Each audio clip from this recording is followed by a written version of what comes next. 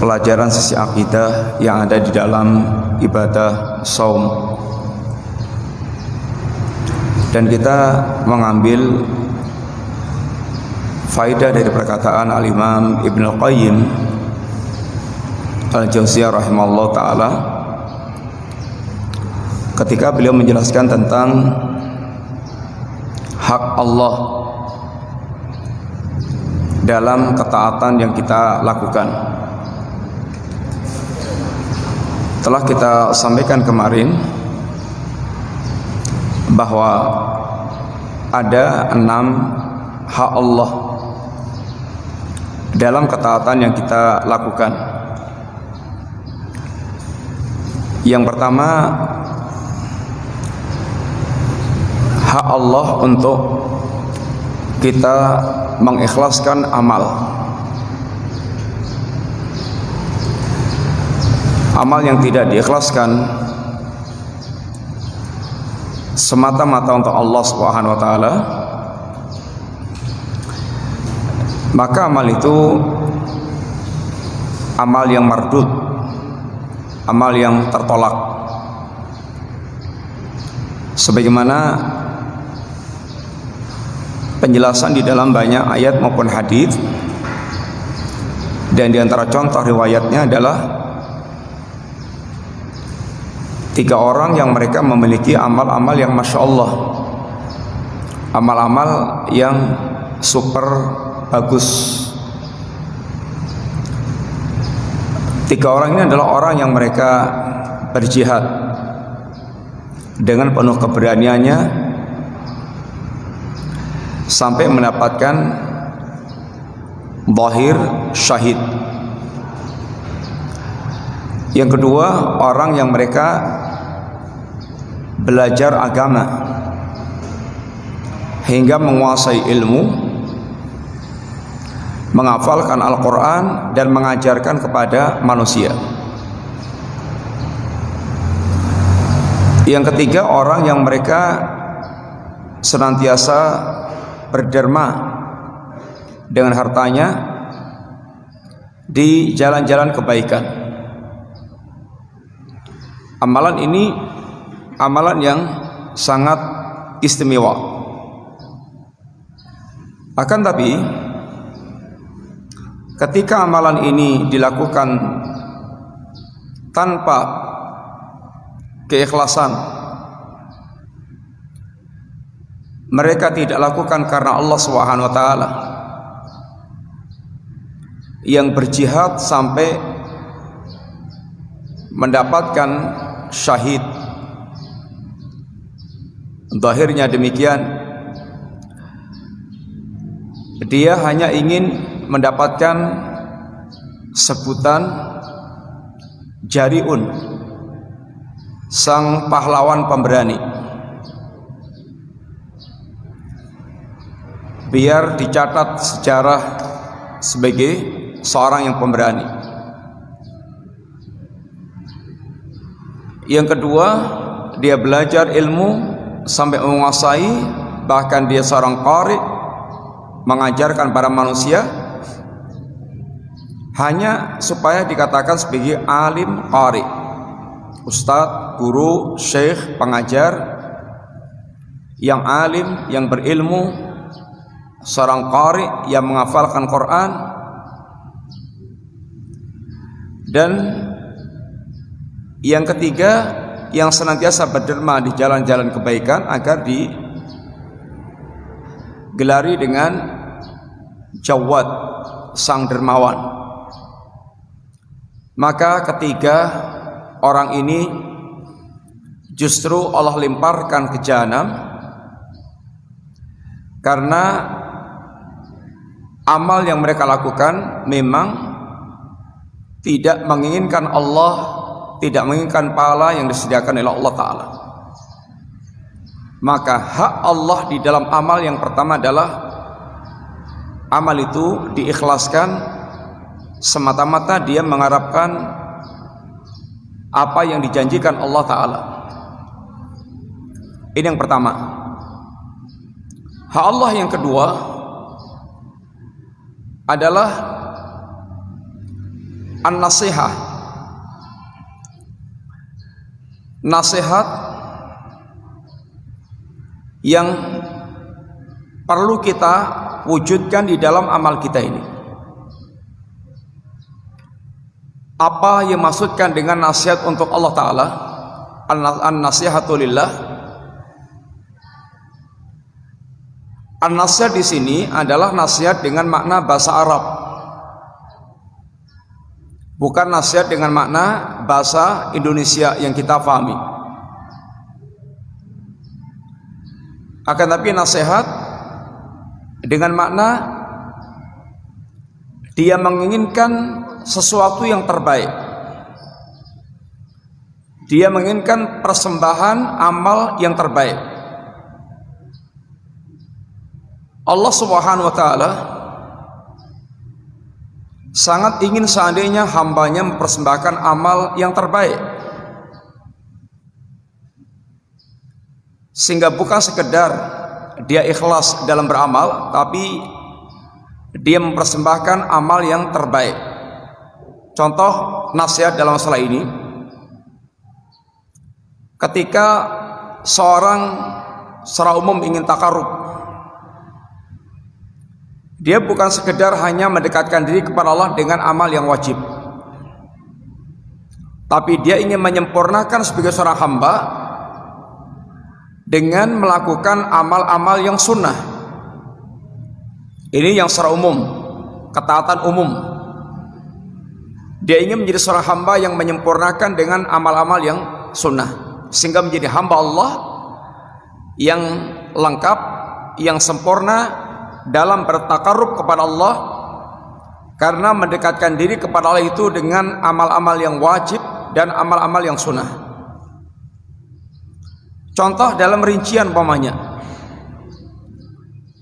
seorang ketika sedekah, dia tidak sekedar sedekah asal ikhlas, tetapi dia ingin mempersembahkan sedekah yang terbaik. Umpamanya dia ingin sedekah kurma,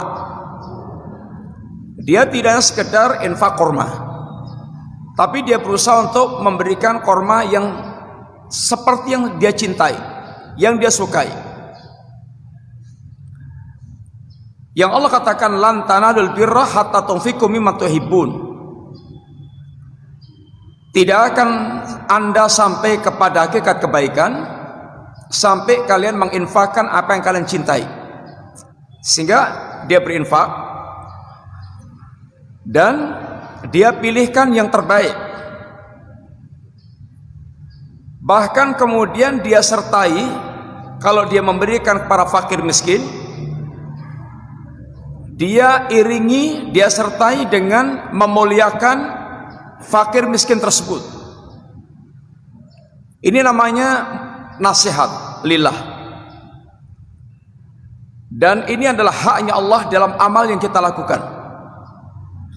Sehingga dari sisi kita, bagaimana kita berusaha untuk memberikan persembahan yang terbaik kepada Allah Subhanahu wa Ta'ala. Salat tidak hanya sekedar dia sholat selesai ikhlas, tetapi bagaimana dia ingin mempersembahkan sholat yang terbaik, dari adab-adab zahirnya, adab-adab batinnya, sehingga betul-betul dia mempersembahkan sholat yang terbaik kepada Allah Subhanahu wa Ta'ala. Ketika orang ingin beramal qiraatul Quran, dia bukan sekedar membaca Al-Quran, tapi bagaimana dia membaca Al-Quran yang terbaik. Dari dia memenuhi adab zahir, dia berusaha untuk berwudu, bersuci, membaca Quran dalam keadaan suci. Kemudian dia berpakaian yang layak, berpakaian yang sopan.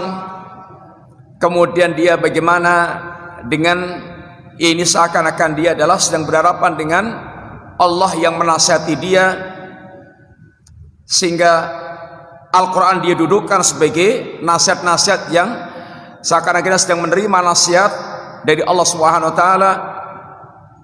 kemudian dia baca dengan penuh perenungan, tidak hanya asal cepat, asal selesai, tapi dia lakukan dengan tadabbur, sehingga betul-betul dia berusaha untuk menjadi orang yang membaca Al-Quran dengan suasana terbaik. Ini yang dimaksudkan dengan an-nasihatu lillah. Bagaimana memberikan nasihat kepada Allah Subhanahu wa taala, sehingga mempersembahkan yang terbaik di setiap amal yang kita lakukan. Yang ketiga yaitu ittiba. Hak Allah di dalam amal yang kita lakukan adalah ittiba. Tidak boleh kita sembarang beramal, yang penting saya beramal, yang penting niat saya ikhlas, lalu tidak perhatian dengan apakah ada tuntunannya atau tidak, tidak perhatian dengan bagaimana Rasulullah SAW telah mengajarkan amal-amal tersebut. Padahal kita yakin bahwa Nabi adalah orang yang terbaik dalam mengajarkan setiap amal yang akan kita lakukan untuk melakukan taqarruban ilallah, pendekatan diri kepada Allah SWT. Kalau kita yakin bahwa Nabi telah mengajarkan amalan-amalan untuk mendekatkan kepada Allah dengan sebaik-baiknya dan sekomplit-komplitnya, apalagi Nabi telah menegaskan ma baqiya syai'un yuqarribuhum minal jannah wa yubaidu minan nar illa qad buyina lakum. Tidak tersisa lagi perkara yang akan mengantarkan Anda ke surga, mendekatkan Anda ke surga dan menjauhkan Anda di neraka, kecuali sudah diterangkan semuanya kepada kalian.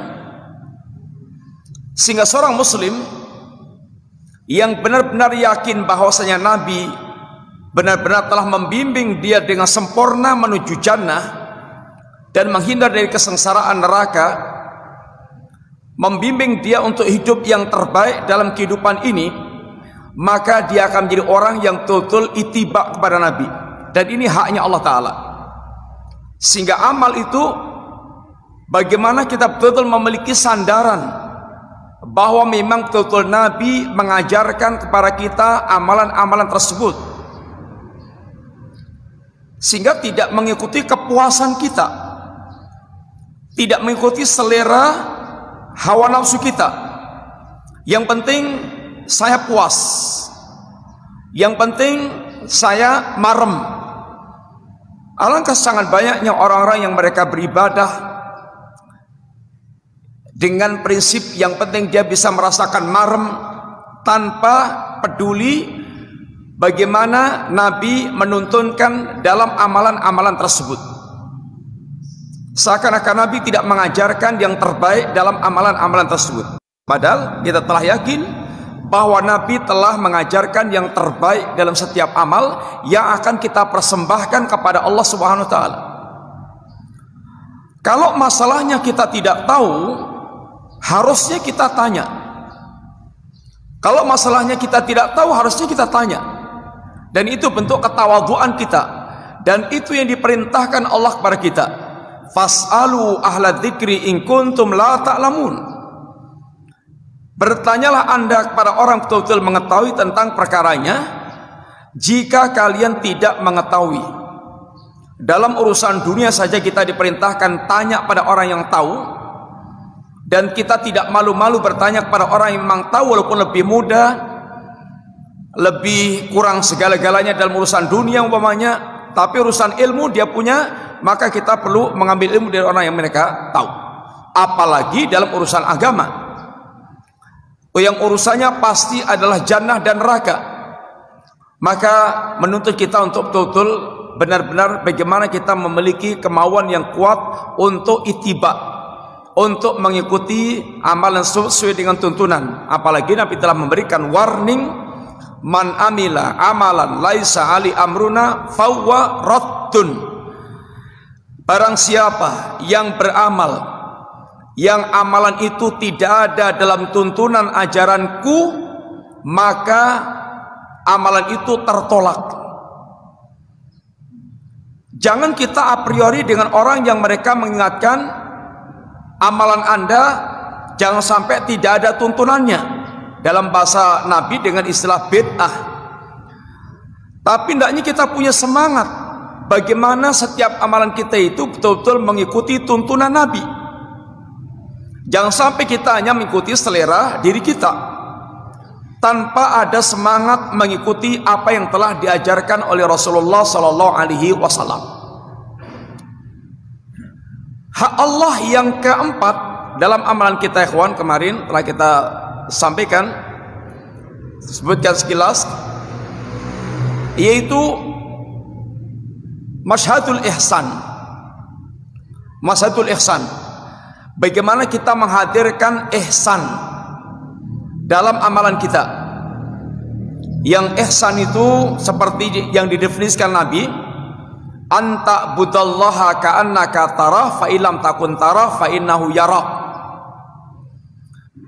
Anda beribadah kepada Allah seakan-akan Anda melihat Allah.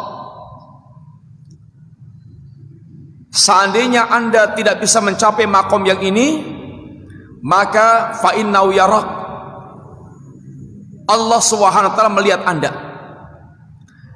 Dalam makom ihsan ini ada dua tingkatan. Tingkatan pertama makom musyahadah. Makomnya orang yang seakan kita melihat Allah. Di dunia ini kita tidak akan bisa melihat Allah, tetapi yang dimaksudkan adalah kita melihat keagungan Allah melalui apa yang telah Allah jelaskan, baik dengan ayat-ayat yang tersebar di alam semesta atau dengan melalui pelajaran yang kita pelajari tentang nama-nama dan sifat Allah yang menggambarkan tentang keagungan dan kesempurnaan Allah Ta'ala,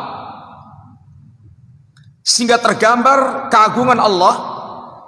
Suasana hatinya orang seperti ini bagaimana? Suasana hatinya orang pada makom yaitu musyahadah, mereka diwarnai dengan kerinduan-kerinduan dalam beribadah kepada Allah, yang mereka sampai pada tingkat bisa menikmati amal-amal ibadah yang mereka lakukan. Bapak sekalian, ibadah yang kita lakukan itu, iman yang kita miliki dalam hati itu ada kelezatannya. Di antara kita ada yang sudah merasakan lezatnya iman, ada yang belum bisa merasakan lezatnya iman. Dan kebanyakan kita belum sampai pada tingkat merasakan kelezatan iman. Adapun Rasulullah SAW dan para sahabat Nabi dan para ulama-ulama yang mengikuti jejak mereka, bagaimana mereka telah menceritakan bagaimana ketika mereka merasakan lezatnya amal yang mereka lakukan. Dalam amal itu ada kelezatan, dan kelezatan amal ini berkaitan dengan keikhlasan kita dan pengetahuan kita, pengenalan kita tentang Allah Subhanahu wa taala, berkaitan kondisi iman kita. Yang Nabi katakan ini salasun mangkuna fihi wajada bihinna halawatal iman. Ada tiga perkara yang kalau Anda mendapatkan tiga perkara ini dalam diri Anda akan merasakan rasa manisnya iman. Artinya iman itu ada rasa manisnya. Dzaqa ta'mal iman, dia telah merasakan rasa manisnya iman. Siapa itu? Man radhiya billahi rabba wa bil islami dina wa bi muhammadin nabiyya wa rasulah.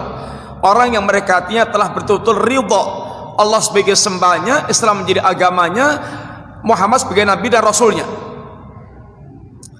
Ini telah menjadi jiwa dalam kehidupan mereka dan telah meresap dalam hati mereka, dan mereka telah mempraktekkan bagaimana menikmati kenikmatan iman. Kalau kita telah diajarkan sejarah bagaimana para sahabat hijrah dari Makkah ke Madinah, yang Makkah Madinah itu tidak kurang dari 450 kilo. Suasananya kering kerontang, tidak ada kendaraan yang mempercepat kecuali hanya unta atau kuda. Perjalanannya di bawah bayang-bayang Ini yang menakutkan ancaman para Quraisy yang yaitu mengancam orang-orang yang mereka berhijrah, sehingga penuh dengan segala macam kesulitan. Tetapi perjalanan mereka menikmati hijrah sampai untuk dalam rangka sampai ke Madinah, walaupun toh harus mengorbankan dunia yang mereka miliki.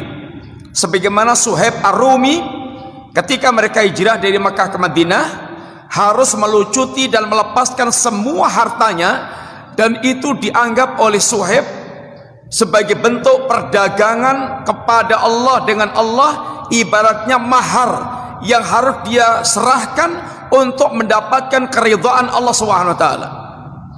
Dan inilah ayat yang berkaitan dengan Suhaib, diantaranya wa minan nasi mayasri nafsau ibtigha'a mardatillah. Ada sebagian orang yang mereka membeli atau menjual dirinya dalam rangka untuk mendapatkan keridhaan Allah Subhanahu wa taala. Tidak mengapa harta dia lepas, tidak mengapa dia jasad dia harus bersengsara, tapi dia merasakan lezatnya keridhaan Allah Subhanahu wa taala. Ini adalah yaitu orang yang telah sampai pada tingkat merasakan lezatnya amal agama. Di antara alamat orang merasakan lezatnya amal agama itu, dia bisa berlama-lama dalam berinteraksi dengan amal tersebut. Kalau Anda penggemar sepak bola dan sangat menikmati permainan bola, maka waktu yang berjam-jam walaupun hanya di depan layar televisi, apalagi kalau langsung hadir di lapangannya, itu orang sampai bisa berjam-jam dengan khusyuk. Kenapa? Hatinya sangat menikmati. Hatinya sangat menikmati. Dan ini tidak mustahil. Sebagian anak-anak kita, anak-anak SMP, SMA yang gila dengan game online umpamanya, mereka bisa menikmatinya dan hitungannya bukan lagi jam, hitungannya sudah hari-hari, bisa berhari-hari. Sampai ada kisah-kisah orang yang mati di bilik internet. Ini mereka yang sangat menikmati. Ada menikmati barang haram, ada menikmati ya ini sesuatu yang halal dan amal iman. Maka tidak mustahil kalau Rasulullah SAW dan para sahabat pernah menegakkan qiyamul lail dalam satu rakaat yang dibaca itu Al-Baqarah, lanjut An-Nisa, lanjut Ali Imran, itu 5 juz lebih. Anda baca sambil ngemil aja mungkin nggak kuat. Walaupun baca diselani ngemil, diselani minum kopi, diselani ngapa lagi.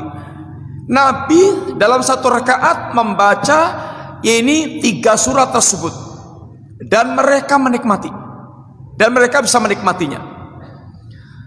Dan Nabi katakan wa ju'ilat qurratu aini fis shalah, dan dijadikan kesejukan di dalam hatiku tentang amalan salat. Kalau kita ini salat itu beban, selesai salat itu kita kayak lepas beban. Tapi kalau Nabi enggak. Nabi katakan kepada Bilal, ya Bilal, arihna bis salah, wahai Bilal, istirahatkan kami dengan salat. Sehingga salat itu kayak tempat beristirahat, merasakan kenyamanannya, mengembalikan energi baru. Mu'adz bin Jabal, beliau pernah menangis menjelang kematiannya, bukan karena akan berpisah dengan keluarga, karib kerabat, sanak famili, sahabat karib, dunia dan seisinya, enggak. Apa katanya?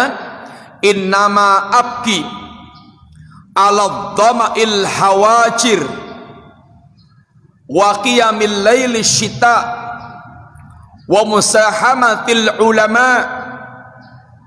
Saya menangis karena akan berpisah dengan hari-hari yang tenggorokan itu kering karena berpuasa. Menangis karena akan berpisah dengan kesempatan qiyamul lail di malam yang sangat dingin. Menangis karena akan berpisah dengan suasana sering ini berdesak-desakannya lutut bersama dengan para ulama di majelis ilmu. Artinya ini adalah kenikmatan yang dirasakan oleh semisal Mu'adz bin Jabal, sahabat Mu'adz bin Jabal. Bagaimana lezatnya merasakan takarrub kepada Allah dalam bentuk berpuasa, dalam bentuk qiyamul lail, dalam bentuk ini bermajelis ilmu dengan para ulama. Ini orang yang telah sampai pada tingkatan merasakan lezatnya amal-amal yang agama. Ini maqam musyahadah. Maqam ini sangat ditentukan dengan sejauh mana kondisi keimanan kita dan ilmu kita tentang Allah dan meresapnya iman kita tentang yaumul qiyamah. Seandainya kita tidak bisa mendapatkan makom yang ini, ada makom di bawahnya lagi, tapi masih tingkatan ihsan, yaitu makom muraqabah. Fa illam takun tarah fa innahu yarak. Kalau Anda tidak melihat Allah, maka Allah melihat Anda. Ini makom yang kedua, di mana keyakinan setiap amal kita diperhatikan, disaksikan, dilihat oleh Allah Ta'ala, sehingga dia pun akan memberikan amal yang terbaik, akan melakukan amal yang terbaik. Ini makom ihsan. Kemudian yang kelima, dan telah kita bahas pada pertemuan kemarin, yaitu makom syuhudul minnatillah. Syuhudul minnatillah, bagaimana kita menghadirkan bahwa seluruh kebaikan ketaatan yang kita lakukan ini semata-mata adalah nikmat pemberian Allah Subhanahu wa taala, sehingga dia tidak menisbatkan kepada kehebatan dirinya, keluar biasaan dirinya. Ini semuanya terwujud semata-mata dengan nikmat dari nikmat Allah taala. Tanpa bantuan Allah kita tidak akan bisa melakukan amal-amal ketaatan tersebut. Maka zikir yang sangat utama berkaitan dengan ini adalah kalimat la haula wala quwwata illa billah, yang dikatakan Nabi dengan istilah kanzul arsy, perbendaraan arsy, di mana kalimat ini memberikan pelajaran kepada kita, tanpa daya dan kekuatan dari Allah kita tidak akan bisa melakukan apapun. Dan inilah makna hakikat iyyaka na'bud wa iyyaka nasta'in. Hanya kepada Allah kita beribadah, kemudian kita betul-betul tidak akan bisa mewujudkan amal ibadah ini kecuali kita beristi'anah, kita mendapatkan pertolongan dari Allah Subhanahu wa taala. Dan telah kita bahas pada pertemuan yang lalu. Sekarang pembahasan kita adalah yang keenam ini, yaitu masyhadut taksir, syuhudut taksir. Seandainya kita telah melakukan amal itu dengan 5 yang telah kita lakukan di atas, ikhlas, kemudian nasihat, kemudian ittiba, kemudian ihsan, kemudian syuhudu minatillah, maka dia setelah yang 5 ini dia lakukan semuanya, dia menyaksikan dirinya itu masih penuh dengan kekurangan. Dia masih melihat banyak kekurangan, aib-aib dan celah yang dia lakukan. Ini sifatul mukminin. Ini sifatul mukminin. Kalau dia betul-betul mukmin, faham tentang siapa itu Allah, maka dan faham tentang nikmat-nikmat Allah yang telah karuniakan kepada dia akan memiliki sifat ini. Dalam surat Al-Mu'minun, insyaallah, surat Al-Mu'minun atau surat apa ya?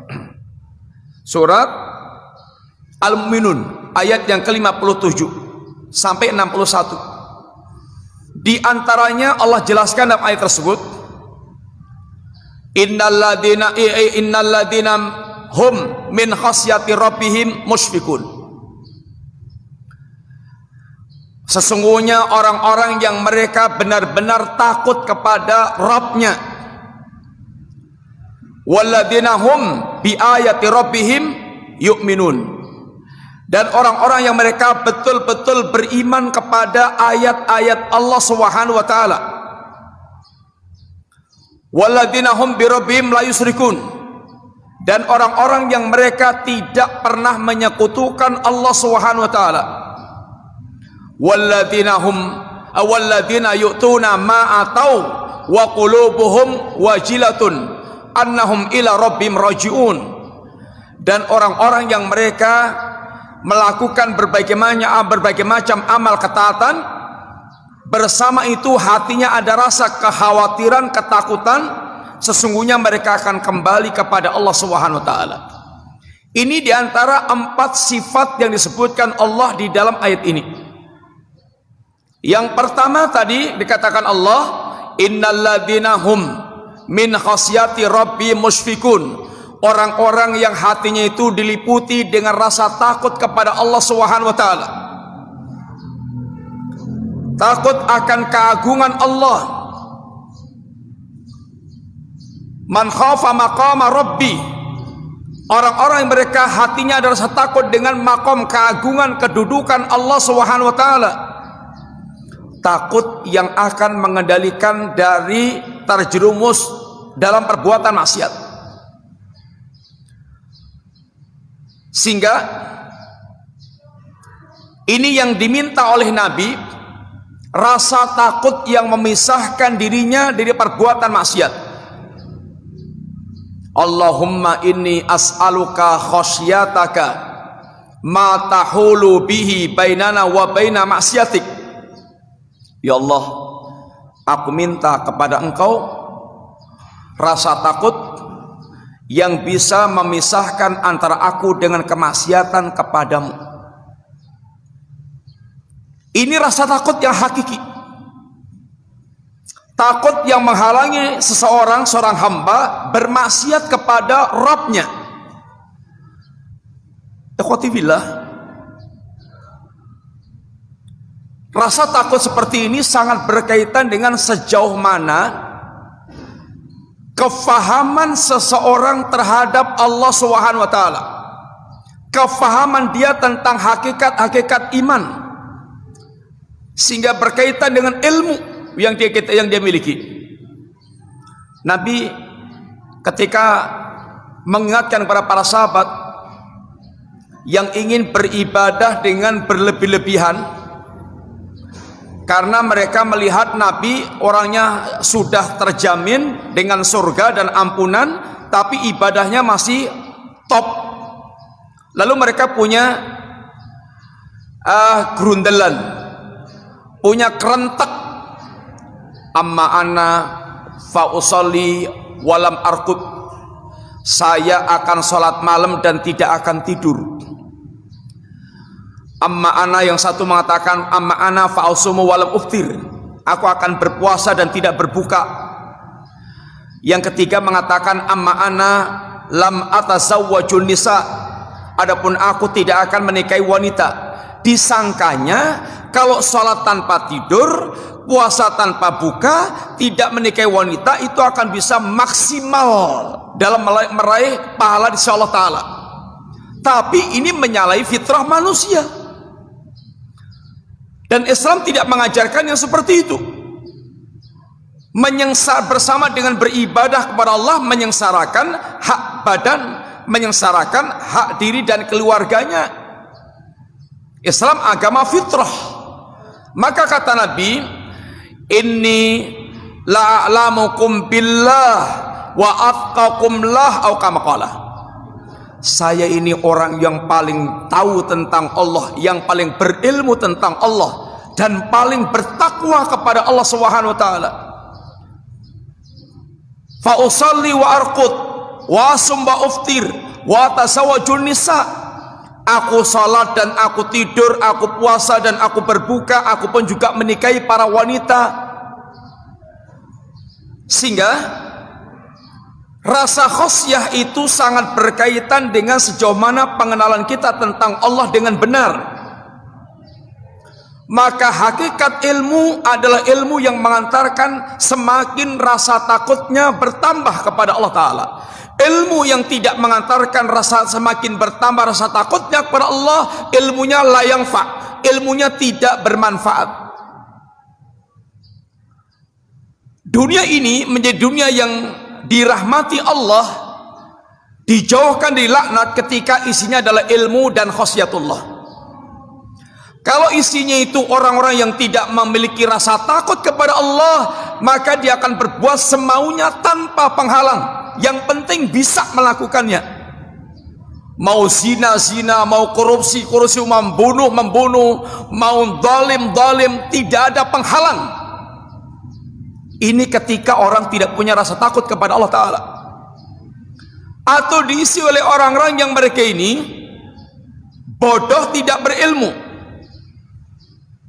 Ada orang berilmu tidak punya rasa takut kepada Allah. Ada orang yang mereka ini punya rasa takut kepada Allah tapi bodoh.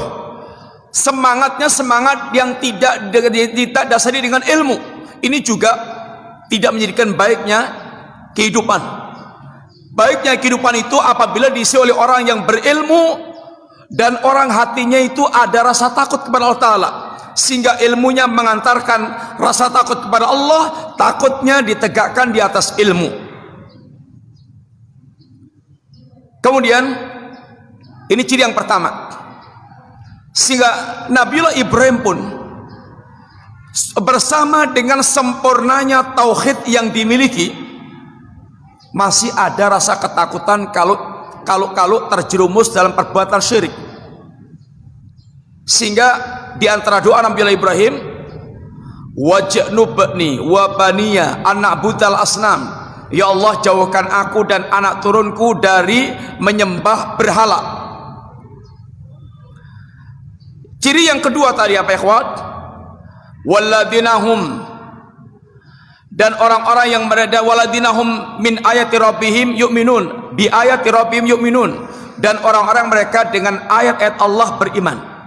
Seorang mukmin itu gak ada ayat Allah yang diragukan sehuruf pun, sepenggal pun. Bawaan seorang mukmin itu dia yakin dan mantap dengan ayat Allah, gak ada yang diragukan sama sekali. Penyakit yang sangat berbahaya di zaman kita ikhwan, gak yakin dengan ayat Allah Ta'ala.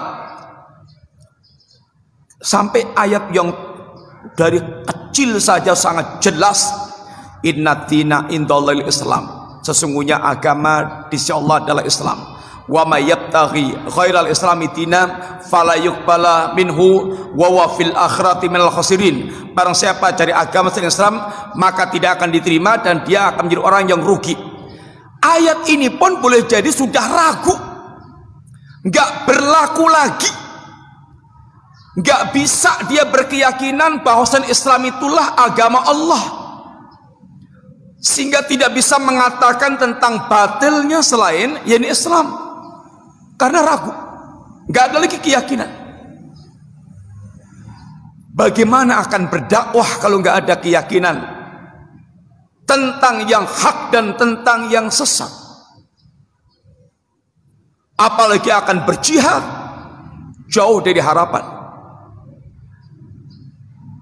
Ikhwani billah, penyakit yang paling berbahaya di zaman kita ini adalah keraguan. Karena banyaknya syubhat, bukan hanya dilontarkan oleh orang-orang kafir semisal orientalis, tapi murid-muridnya orientalis yang berlabel muslim sudah sangat banyak dan melontarkan berbagai macam syubhat, pengkaburan pemikiran, sehingga orang tidak lagi memiliki keyakinan-keyakinan tentang Islamnya sendiri. Penuh dengan keraguan, beragama itu penuh dengan keraguan. Yang ketiga, waladina hum birabbihim la yusyrikun. Orang mukmin itu dia tidak menyekutukan Allah Subhanahu wa taala. Dia akan hidup dengan membersihkan hidupnya, melepaskan hidupnya dari segala macam bentuk syirik yang besar maupun yang kecil. Pembahasannya panjang lebar. Yang keempat yaitu walladzina yu'tuna ma ataw wa qulubuhum wajilatun.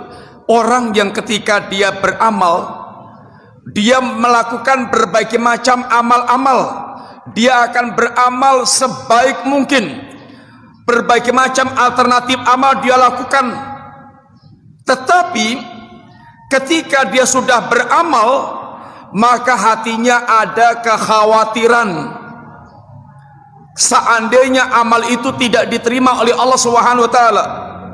Ayat ini pernah ditanyakan oleh Aisyah, "Ya Rasulullah, ahwa rajul yasni wa yasrik wa yasrabul khamra." Ya Rasulullah, apakah orang ini dia orang yang berzina, mencuri, minum khamr sehingga dia takut? La ya binta Siddiq, kata Nabi, bukan ya Aisyah. Bahkan orang ini yusalli wa yasum wa yatasaddaq, dia salat, dia puasa, dia sedekah, dan dia ini takut Allah ya taqabbala minhum, kalau amalnya tidak diterima oleh Allah Subhanahu wa taala. Sehingga kata al-Imam Hasan Basri, ikhwan, innal mu'mina jama'a bainal ihsanil amal wa syafaqah.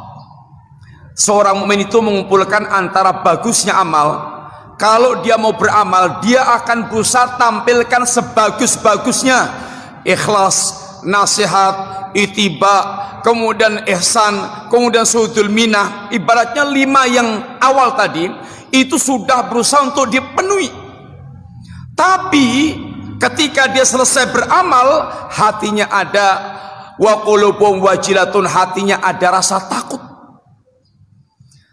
Ini bukan perasaan putus asa, tetapi ini di balik perasaan ini ada kebaikan-kebaikan yang banyak. Di antaranya satu, orang seperti ini tidak akan pernah terhinggapi ujub, tidak akan pernah terhinggapi ujub, sombong, ujub, nggak pernah. Orang seperti ini dia akan senantiasa memperbanyak amal. Seandainya amal ini nggak diterima, dia berharap amal yang satunya diterima. Orang seperti ini akan senantiasa mempersiapkan amal sebaik-baiknya. Orang seperti ini akan selalu evaluasi, muhasabah, apa yang kurang dalam amal yang telah dia lakukan, sehingga yang ada semuanya kebaikan dan kebaikan. Sekalian, sudah sangat dekat menjelang buka, kita cuma dulu saja, mudah-mudahan manfaat. Dan waktu menjelang buka bisa dipakai untuk banyak-banyak berdoa kepada Allah karena ada waktu mustajab. Terima kasih banyak. Matur nuwun. Wassalamualaikum warahmatullahi wabarakatuh.